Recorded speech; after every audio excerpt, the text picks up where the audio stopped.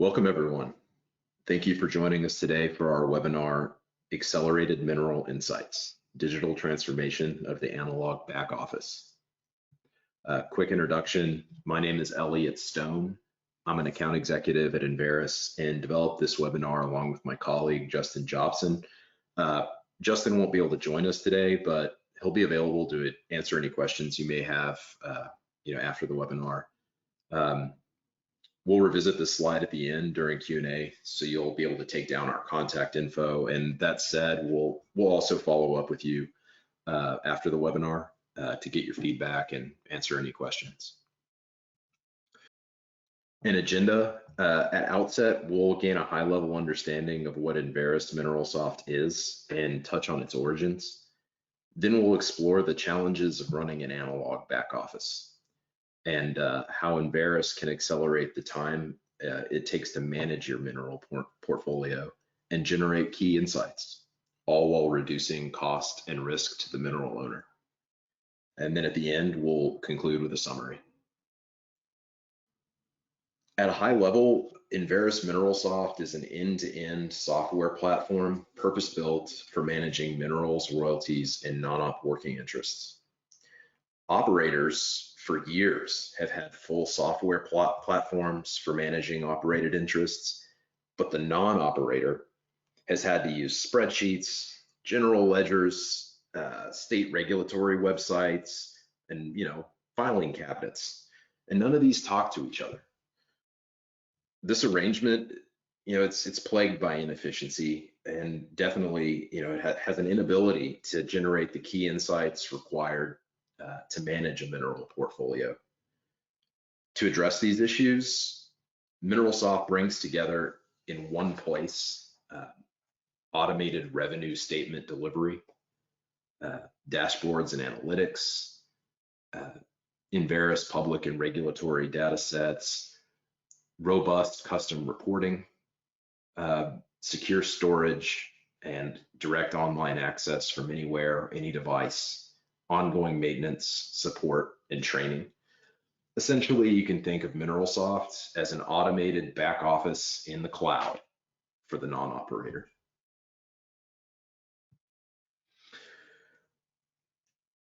So MineralSoft was founded a little over 5 years ago by Gabe Wilcox. Gabe was studying at Yale, and his family, who owns minerals, came to him and said, "Hey, you're the smart one in the family. Will you help us figure out how to manage these interests and make sure we're getting paid correctly?" And Gabe took on the challenge, looked around for a way to make the work of managing these interests easier, and found that there just wasn't much out there other than Excel, a filing cabinet, and QuickBooks. Here he saw an opportunity. He had conversations with a wide array of mineral owners, mineral funds, E&Ps, financial institutions, foundations, and confirmed that demand for such a product was definitely out in the market. It wasn't just him that needed some help. After a few years of development, MineralSoft secured some partnerships that were key to its expansion. They partnered with Oildex and Drilling Info to add additional value to the product and again broaden MineralSoft's offerings. At the time, these partnerships were seen more as like a trial period, with the question in mind, will all of these products combined create a solution that the market is demanding? And indeed it did. In 2019, Enverus acquired MineralSoft, bringing under one roof Drilling Info, Oildex, EnergyLink, and MineralSoft in response to the success that was realized through the prior partnership. 2020 followed with additional key acquisitions, improving quality of reach of the Enverus family of products. And even in the face of current challenges globally that we're all dealing with, MineralSoft's client base continues to expand, and that may even be because it is more important than ever now to ensure that you as a mineral and royalty owner are in pay on everything that you own and that you're being paid properly. I've mentioned the challenges mineral owners face a few times now. Um, what exactly are these challenges? And what do these challenges prevent mineral owners from accomplishing? Um, the first challenge, that's really glaring and is typically, one of the first things we talk about with mineral owners, how do we handle the issue of manual data entry? Well, I guess that can mean many different things to different people. Um, for us, when we say manual data entry, we're talking about the paper check stubs that come from operators.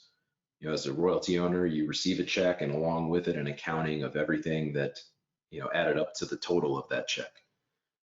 This is production volumes, prices that were paid on the product produced at your wells, um, your decimal interest percentage in that well. Uh, and if all that comes to you in a paper format, you've got to get that into an accounting system somehow so that you can begin to audit it and make sure again that you're paid properly. Well, the only way most people can handle this at present is to manually type in or manually key paper statements into their accounting system. And for a lot of groups, this can be the full-time work of 3, 4, 5, 10 employees, depending on what their well portfolio looks like and, how excessive the check stub detail can be coming from various operators. It can get very granular and broken out across hundreds, if not sometimes thousands of pages. Now, some people have tried to solve this by downloading PDFs from operators, so that they have the check detail not in paper format, but electronic. But in this case, if you want to parse out any of the data on the check stub, again, if you just want to see production volumes and not prices or vice versa, if you want to splice the data apart, you still have to hand key it because PDFs, they're just basically a sheet of paper in an electronic format. They're not filterable. So some people have also turned to CDEX, and they're pulling in CDEX data into their operator systems instead of sending it out. And again, a lot of the ways mineral owners out there have tried to solve the problems of managing a royalty portfolio is by using software that was purpose-built for an operator. So if you're trying to pull in this revenue data through CDEX, which is basically just a kind of file format, into your operator system, it causes all kinds of errors. For those of you unfamiliar, sorry to bring this up, but for those of you who know the problem of CDEX errors, it can be quite a hassle and quite a time sink.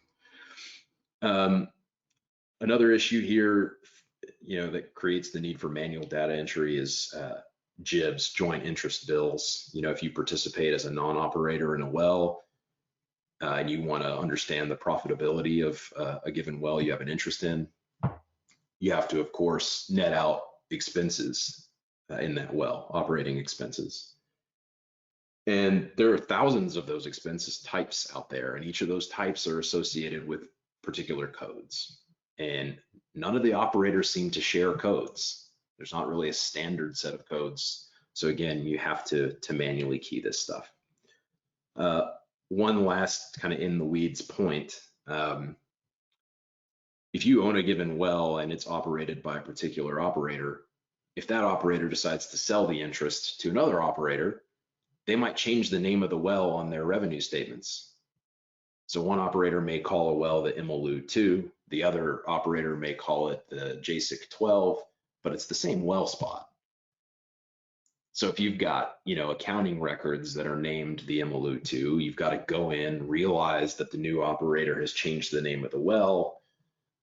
It just becomes quite a hassle and requires significant manual work every month to make sure that you're being paid properly. Otherwise, very quickly your accounting system can become pretty tangled. So, if that's the first challenge, the second would be manual audit. It's worth saying here that this second challenge of manual audit is compounded by the first, because, how can you audit revenue data if it's not if you can't get it into a system for audit? So you can't go through and make sure you're paid correctly unless you have the data to work with to begin with. But, let's say you've solved the problem of manual data entry, and now you're going through your check stubs to verify that price, volume, and decimal interest on every line of your check stub is correct. Well, let's think about that for a minute. If you're receiving 1,000 pages of check detail every month, and each page has 100 or so lines, even if it's 50 lines, that's quite a lot of data to go through. You look at the price, let's say you've got to jump away from the check stub and go to pricing indexes for your region to make sure that was correct on that particular day. Or, you want to make sure volumes are correct. So you've got to jump from the check stub over to a state regulatory commission and make sure that, on the date you produced a given product, the operator has reported the same volumes to the state. And then you've got to look at your decimal interest. Has the operator reported that correctly here? Are they paying me on the proper percentage that I own in the well? Now, doing all this on thousands of pages every single month, for a lot of people out there, they just tell me, hey, Elliot, it's not worth doing it. It's so much work, and we just don't know if we're being shorted or not.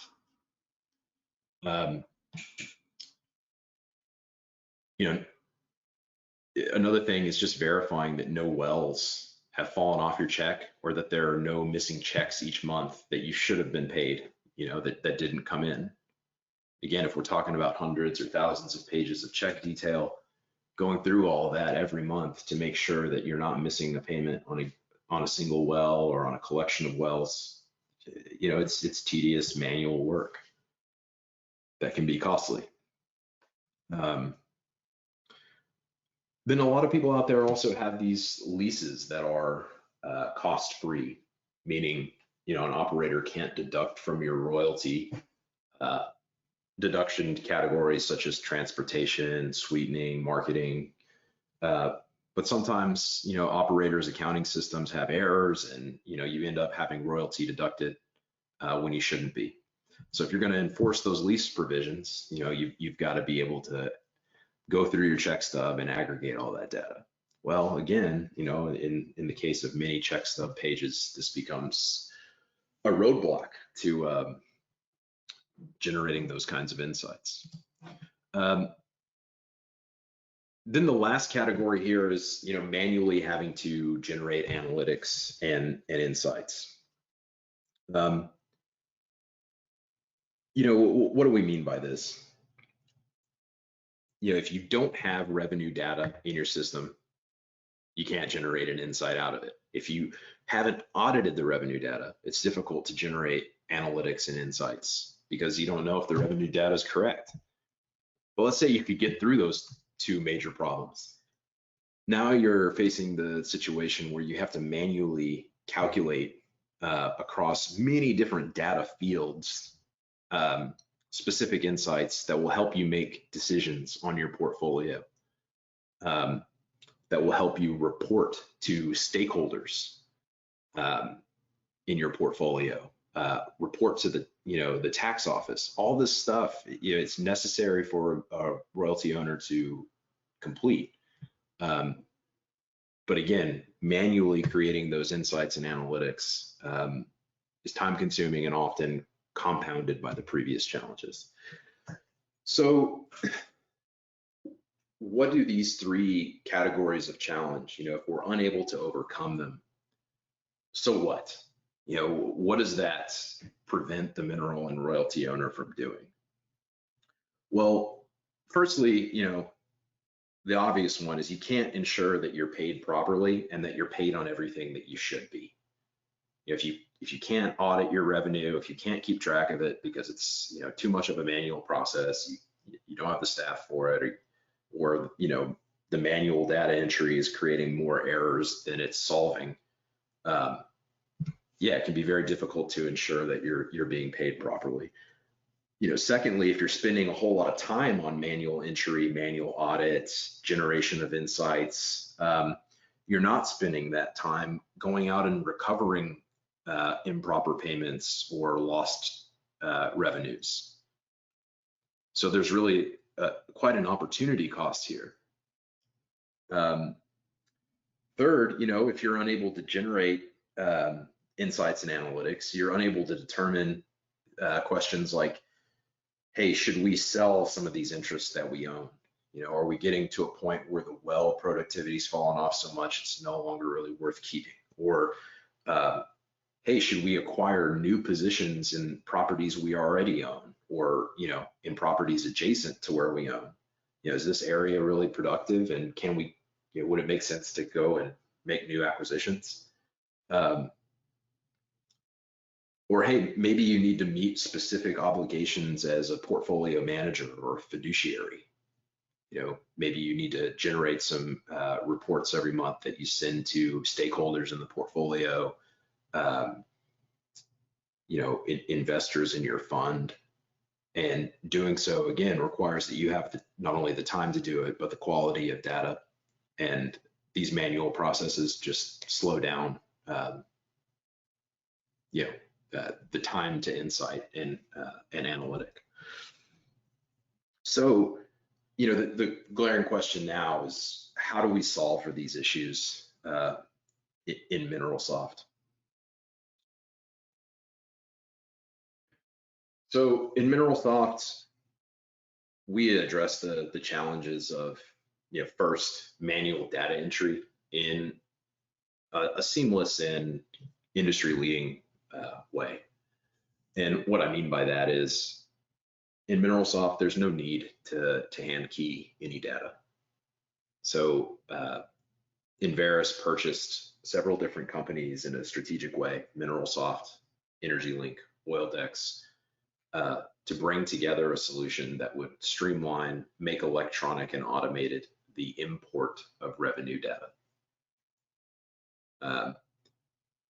So we're looking now at a chart in MineralSoft that shows you revenue, products, and adjustments. These are three categories of data taken from revenue check stubs. In MineralSoft, we're able to receive revenue data from the operator. So instead of the check stub detail going out in paper format, it comes directly into MineralSoft in an electronic format and is presented to a MineralSoft account holder through this chart. So, currently we're able to view revenue that this account has received, kind of summary of that revenue data, and it can be filtered across time. So currently we're looking at the last 12 months, but we could look at, say, year to date, or we could set up a custom period and maybe look at a given month, like July of 2019.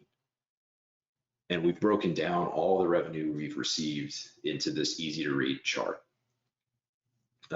Additionally, you could look at it in a view that would show you revenue by month over a given period of time. This is summary information, of course, and you can get more granular in MineralSoft down to the statement itself. But what I wanted to show you today was, again, just the way that MineralSoft translates revenue check data into easy to read graphs. So again, here we're looking at revenue. We can also look at products, so the oil volumes that were reported on your check stub within a given time period, gas, liquids, and any other revenue. What I think is important about looking at this chart is that, again, you can see how check stub data is not just processed and brought into MineralSoft, showing us a kind of electronic copy of a paper check, but is allowing you to take data on the check stub and create meaningful visualizations that can be used to make the decisions that a mineral owner needs to make to properly manage, grow, and steward a portfolio. We can also look over at adjustments. these are those categories of expense that show up on revenue statements I'd mentioned before that can often get hidden and somewhat buried down in paper check stub detail. MineralSoft allows you to, at a click of a button and a glance, see those deductions and target them and understand whether or not you should go after recovering them from an operator. Also of mention here, you can toggle back and forth between income and production months in MineralSoft. Now, for some people, this isn't very important. For others, being able to view revenue detail based on the month it was produced or the month it was paid versus the month it was produced can address a common accounting need. And again, it's just illustrative of the way that revenue data brought into MineralSoft becomes flexible, dynamic, easy to slice and dice and create those insightful reports you need to make the decisions that you're facing. So just at a high level, this should certainly show you how revenue detail is brought into MineralSoft. Again, no need to key it. We bring it in electronically. And then once it's there, these are just a few of the things, certainly, that can be done with revenue detail. You'll notice over here on the left-hand side of the screen, there's many different pages within MineralSoft, areas within MineralSoft that this revenue detail flows through to generate deeper insights for you. And we'll visit those here in a moment. But again, just to recap, there's three kind of major categories of roadblocks to insight in the Analogue back office: manual data entry, manual audit, manual analytics, and insights. And these are the problems that you just face on a business level. If you aren't paid properly or you're unable to do your job, what does that mean also for your personal life? I mean, after all, money isn't the end of this equation. So the frustrations that manual process creates, the sluggishness and error-prone processes that we've all faced, in this sector of the industry, that translates into something more than just business frustration. It can mean a lot for families that own minerals and want to ensure proper payment and pass that down to the next generation.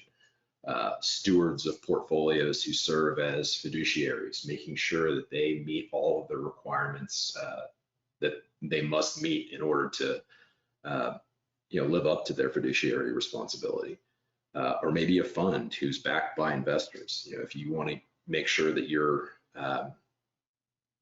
getting every last drop out of the turnip, well, you certainly have to make sure that you're operating in as efficient and effective way as possible at cost. And MineralSoft can do that for you.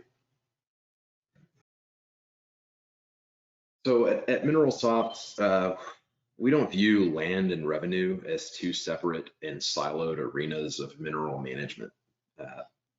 These two professional disciplines need one another to generate the key insights and analytics that disconnected systems and siloed departments prevent. Now we'll review some of the challenges that disconnected systems and siloed departments are unable to overcome, and also discuss the cost of not overcoming these challenges. The first challenge we see here, under this title, land needs revenue, I see this as kind of a category of challenges. So let's say your land team needs to determine if you're in pay on all your wells, but the land team doesn't have access to the accounting system in your business, or maybe they don't have access to the check stub detail. Well, what do they have to do? They got to take a trip over to the accounting department, send an email, whatever the process is, and figure out how to pull the revenue data that they need, and then take that revenue data back to the land department, compare it against, say, state production reports for the wells that you're in.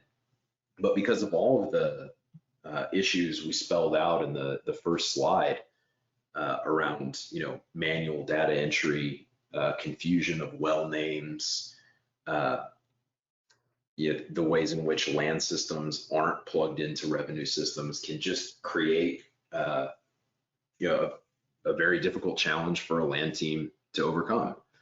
Um, Whereas, if land and revenue systems were talking to one another and one could see revenue detail for a given well or a given lease or a given tract, it would be far easier, far more efficient, and you far more productive for the mineral management team as a whole uh, if these systems were all joined together. Um, or let's say the land team, they want to determine whether or not to sell an interest, but they don't have any insight into like that particular interest performance revenue-wise across a specific time period. Same deal, they've got to work with the accounting department to determine this, and that sounds like it should be a simple and straightforward process, but um, what I've found through the years talking with mineral management companies is that often it isn't that simple.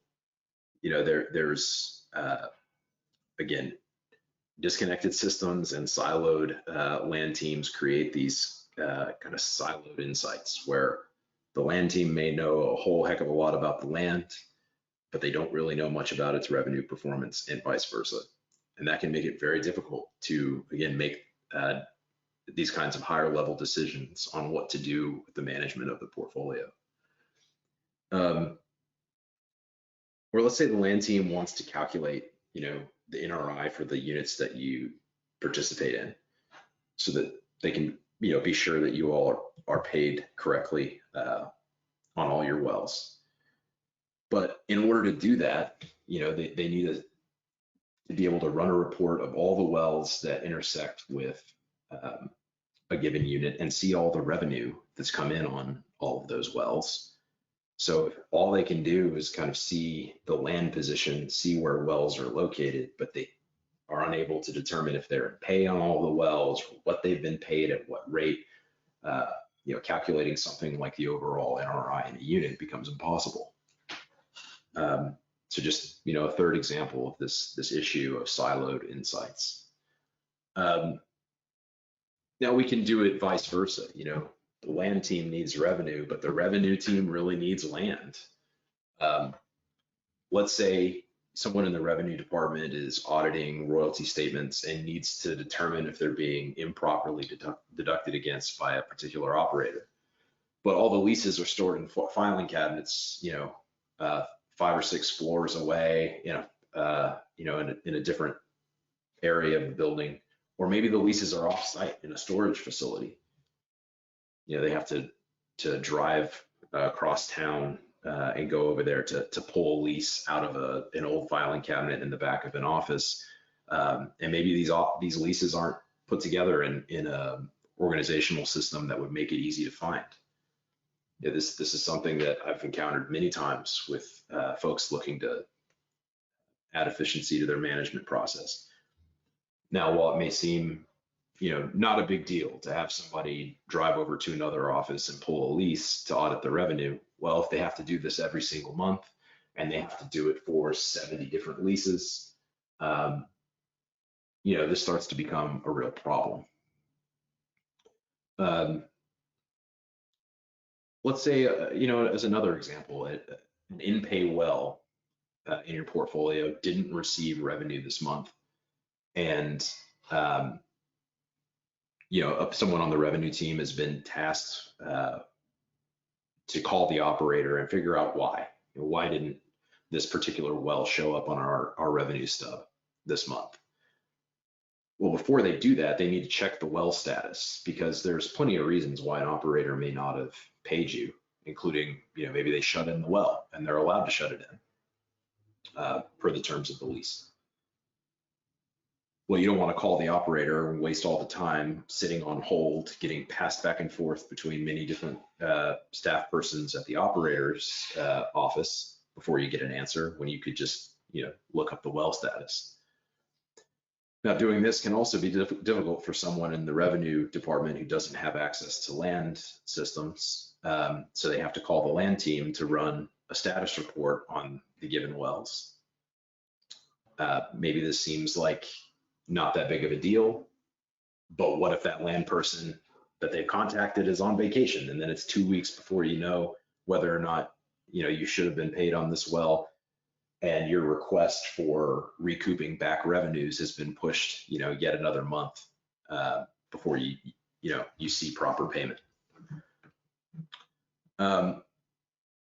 Or as a final example, let's say you want to forecast revenues for a given tract interest, but you need a permit and rig report from the land department to determine whether or not new wells are going to be drilled on this thing anytime in the near future. Revenues are certainly based on past production, but if new wells are coming online, you may value a given tract at a higher percentage. But if you're just in the revenue department, you have no access to the land system, you have no way of knowing whether or not a permit or a rig are on your property, and thereby be very difficult to value the property.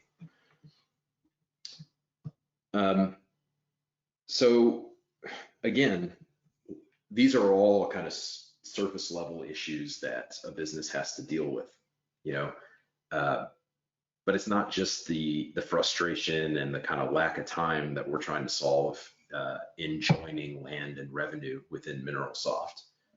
We're hoping to add efficiency to the way mineral shops, family offices, et cetera, manage these assets, and thereby increase certainly revenues, but decrease the frustration, the kind of personal pain that a lot of folks that we talk to on a day-to-day basis feel. It's not just the money, it's also what it can mean for the mineral owner.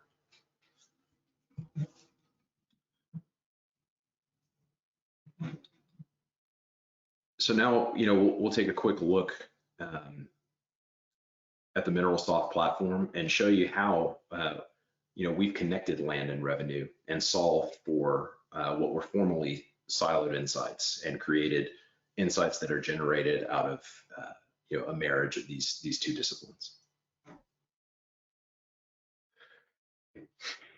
Okay, so here we are on the MineralSoft platform, and we're looking at the My Wells page. This is effectively a list, kind of data grid of all the wells in your portfolio.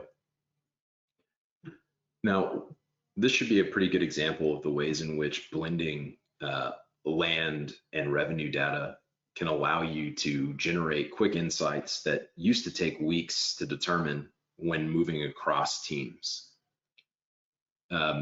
So let's say we're looking at the case of determining whether or not you're currently in pay on all the wells that you should be.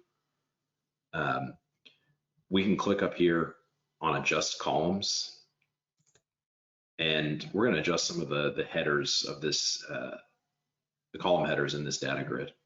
So let's say we want to know the name, state and county, operator name, API number, and well status of all of your wells. And we can even throw in there the last posted statement check number and check date. Then we'll hop back over here to this report. For ease, let's take out state and county just so we can get to this information more clearly. So we're looking at the name of all your wells, the operator of the wells, the number these checks or these wells appeared on, the last statement that they appeared on, and the date that statement was paid, as well as the API number of the well. Now, this column here, well status, is particularly important for, again, determining why a given well hasn't showed up on a check stub. So most of these wells, it looks like were paid on April 25th, 2020 as the last statement received date. So, that's all lining up well. But We'll also see that, some of these wells stand out. This particular well, the Gates 434, was last paid October 25th, 2018. Now, there's a pretty good reason for that. It's an inactive well. So while this seems very easy, simple, straightforward, think about what it would have taken most teams to determine that information. Again, phone calls between the revenue and land department, emails sent, reports generated and sent back and forth, just to make sure that they don't waste the time that it would take to call the operator, sit on hold, get passed back and forth between customer service reps and landmen or revenue team members on the operator side, before you're simply told, oh, that's an inactive well. That's a lot of time saved.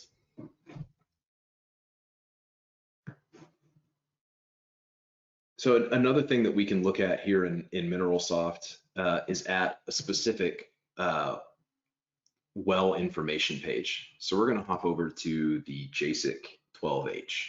We've clicked through from this well list to a page that's dedicated specifically to this well. And we're looking at that, well, up at the top, you can gain some information about the well itself, its API number, the direction of its bore, just general well header data. But as you scroll down, you also see these two charts, that familiar revenue product and adjustment chart that shows check stub detail that we looked at earlier. But this is specific to this well. Now, if you scroll down a little bit further, you see this production chart. Well, this is showing you in the green columns, the production volumes that were reported to the state across each month for this given well. And that gray line is the production volumes for each month that showed up on your check stub. So again, we've got this marriage of land and revenue that allows you to complete workflows like auditing your payments, making sure you're being paid properly in one place that can be done by one person without having to bring together multiple teams, multiple people across disconnected offices and disconnected systems.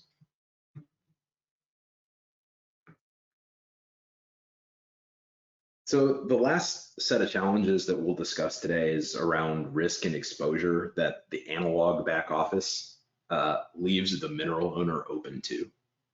And we'll just look at three categories of these kind of risk and exposure types. The first here is taxation, right? Every year, mineral owners need to reconcile 1099 income, and this reconciliation is often dependent on kind of manually keyed data, which again is, we all know, prone to human error and certainly time consuming. So, this can lead to late, incorrect tax filings and, create the possibility of audit. Now, certainly that's scary enough in and of itself, but we also know that some jurisdictions out there enforce escheatment of mineral properties for incorrect and non-payment of tax filings.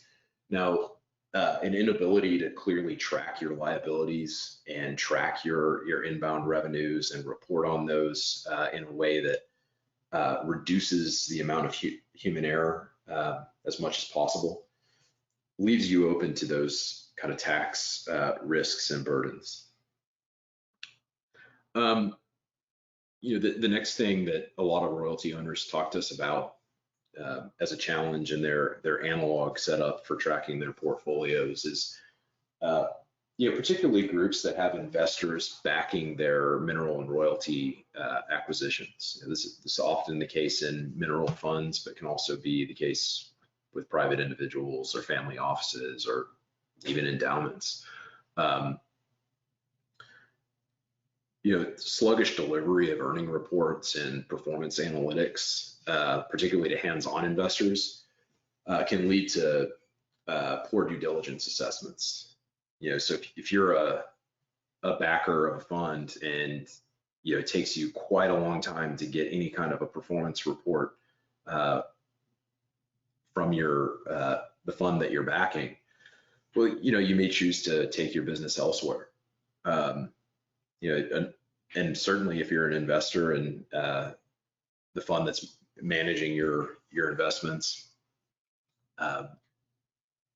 undergoes some sort of a tax audit, it also raises eyebrows and makes it difficult to trust your investments in the hands of those managers. So again, reducing the amount of risk and time to insight using automated systems like MineralSoft can help with investor confidence. Then the last category of the risk and exposure in the Analogue back office is just what we call capricious gods. I mean, paper-based files can certainly leave your ownership and its records open to the risk of catastrophe. We have one case maybe a year and a half or 2 years ago where a client who was coming on board MineralSoft, they were in the middle of the process, of scanning their files, getting everything digitized. And this was a group that had, 4 office rooms full of filing cabinets of leases, titles, deeds, going back to the 50s. They were hit by a large flood as part of one of the hurricanes that unfortunately recently hit Houston. And their files were completely destroyed. I think they had maybe a quarter of it brought into MineralSoft. This was a real tragedy. I mean, think about what it would take to recoup all of those leases, deeds, titles, going back to all of the courthouses around the country, sending landmen to go back out, re-verify decimals. It was a real loss. And another example of this, act of God kind of risk and exposure is, look at the current times we're in. Many people have to work from home. It's mandated because of this coronavirus global pandemic. No one would have seen that coming. But now all of a sudden, staff who needs access to paper-based files and needs direct access to their colleagues in order to generate reports out of those files, well, they have no real option. So, the inefficiency of the manual filing cabinet is one thing, but add on top of that work from home orders or unexpected travel, deals that come up when you're away from your office. I mean, there's many different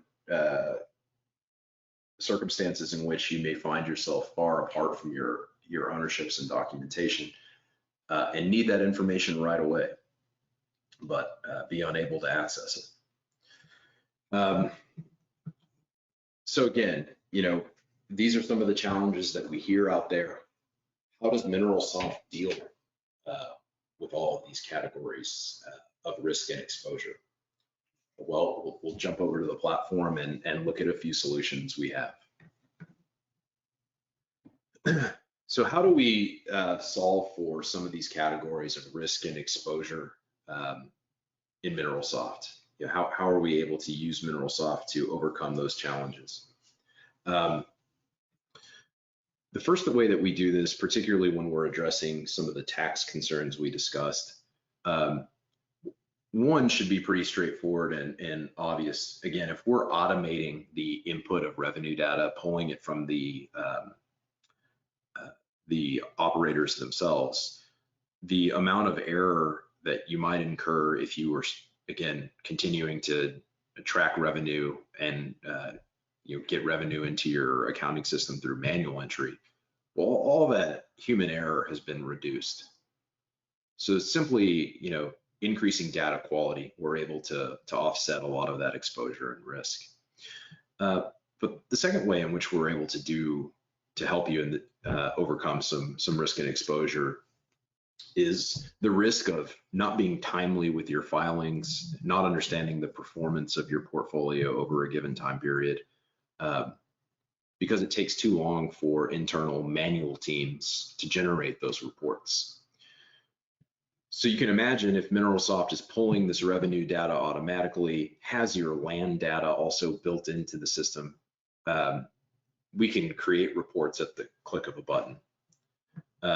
So we're looking at income statements here, and we can include revenue data as well as expense data if you are a non-operated working interest owner. And again, this overcomes an issue that we discussed earlier of JIB expenses not having standardized codes on the JIB statements. Well, we've overcome that in a more automated way. And let me show you an example of what one of these income statements reports look like when we kick it out in Excel.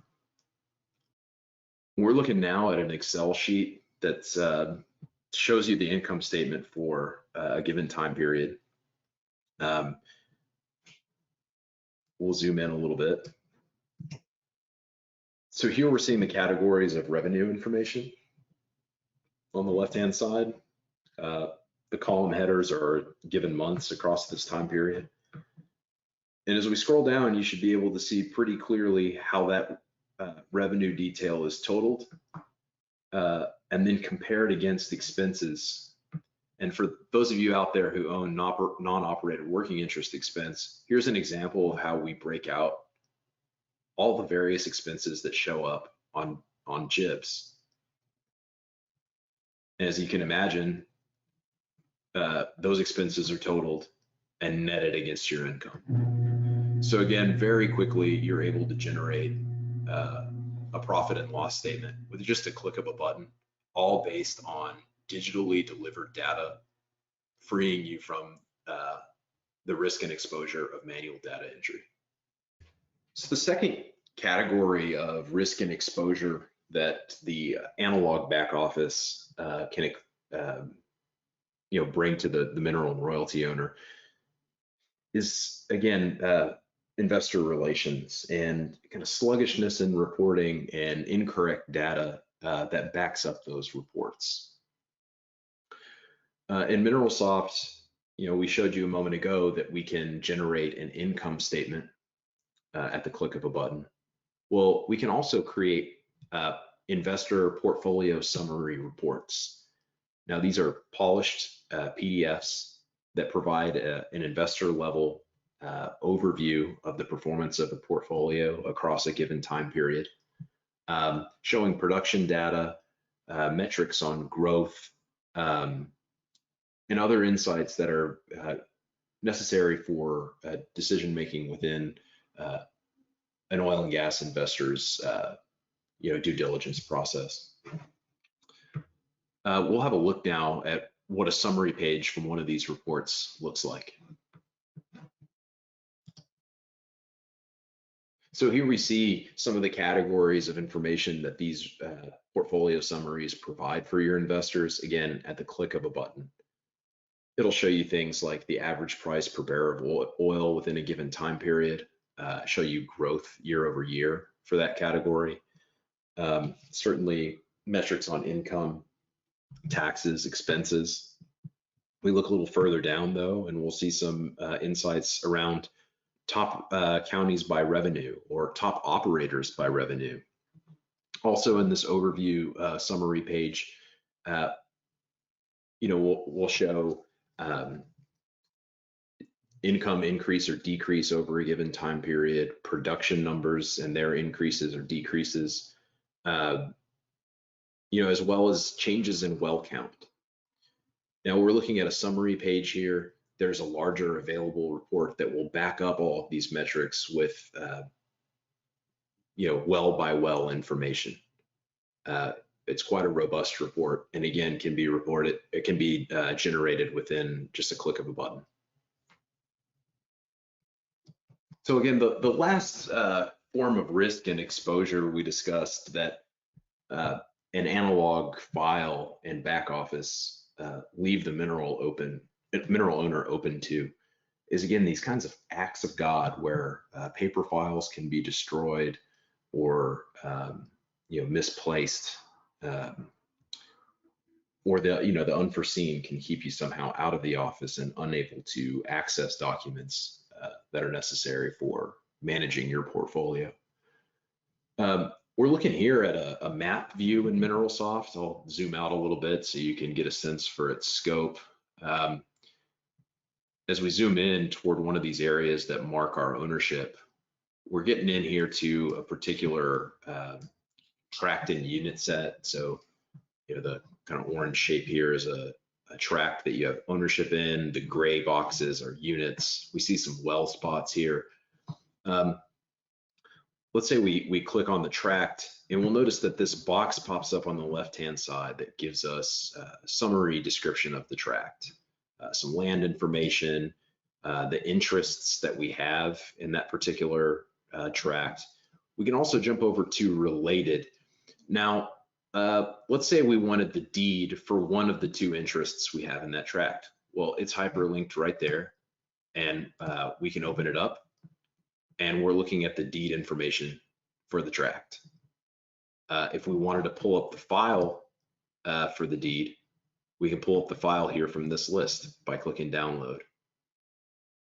So, within a few clicks, you're able to get directly to the deed information for a given tract on any device from anywhere in the world. Similarly, let's say, I clicked on the tract and I wanted an associated lease with one of the interests in the tract.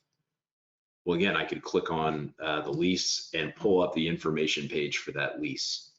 Now, this will show me much information pulled from the lease itself, including lease rate and lease type, recording dates, depth restrictions, shut-in volumes, the different restriction clauses associated. Scrolling down, we can again see that kind of revenue, product, and adjustment chart for the lease. But if we wanted to pull up the lease itself down here in files, again, we can just click download and we'd have a copy of the lease in our hands. So again, very quick way to navigate to the important documents that are related to your mineral and royalty portfolio from anywhere, any device. So thank you all for joining us on this webinar today. If you have any questions or comments, certainly drop them in the Q&A box and we'll reach out to you with answers. Also, we'll follow up as kind of part and parcel of the webinar, and we'd really appreciate any feedback that you can give us. Otherwise, certainly thank you for your time. You can also learn more at the web link below, the web address, enverus.com, industry minerals. But again, thank you for your attendance, and we look forward to talking with you further.